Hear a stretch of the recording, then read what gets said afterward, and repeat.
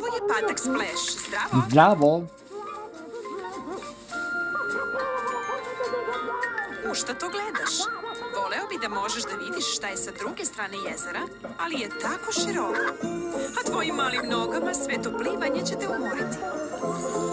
Evo ga Nabar Titus. Zdravo! A pošto ti dobro znaš da sečeš drvo, možeš li da mu pomogneš da napravi čamac? Od ovih dasaka Titus će moći da napravi čvrst čamac.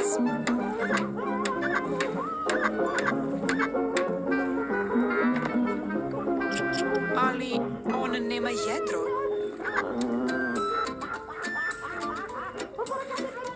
Ovo će biti savršeno.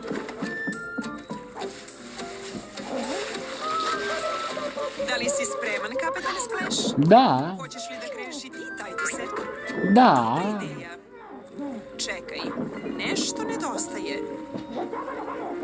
Lepa zastava za lepi čamac. U redu, zaplovimo. Krenuli smo. Vetar je danas vrlo jak. Toliko je jak da je odneo čamac. Stići ćete tamo za čas.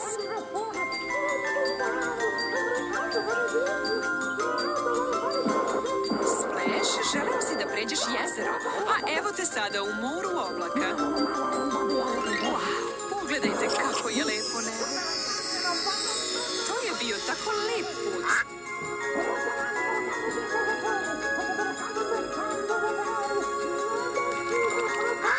Sada ćete se prizemljiti. Evo tako, dobro je. Vidite, sa druge smo strane jezera. Uspeli ste, svaka čast. Uspeli ste. Jesi li video pre ovakvo voće, Splash? Teško je, zar ne? To je kokos. Posle ove avanture osvežavajući i ukusan. Pravljenje stvari od gline je tako zabavno. Vidimo se uskoro, drugari. Vidimo se uskoro, drugari. Kako napraviti patka Splasha? Da biste napravili patka Splasha, bit će vam potrebno parče žute gline, malo narandžaste, malo bele gline, malo crne gline, kao i plastična spatula za sečenje. Za početak, umesite žutu glinu i podelite je na 2 dela. Od svakog dela oblikujte kuglicu. Spljoštite veći deo dlanovima i napravite disk. Vrhovima prstiju razvucite glinu i napravite telo i glavu za Splasha. Izravnajte glavu kako bi bila lepa i obla. Oblikujte narandžastu kobasicu i podelite je na 2 dela. Napravite mu noge. Jedan kraj savijte za stopala. Oblikujte još jednu deblju kobasicu, uštinite na jednom kraju i napravite mu kljun.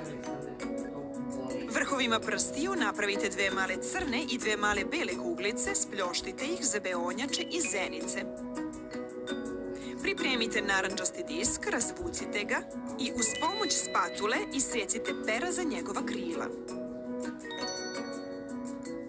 Od ostatka žute gline napravite nekoliko kuglica i postavite ih na njegova krila, kao dekoraciju. Sada je Splash patak završen.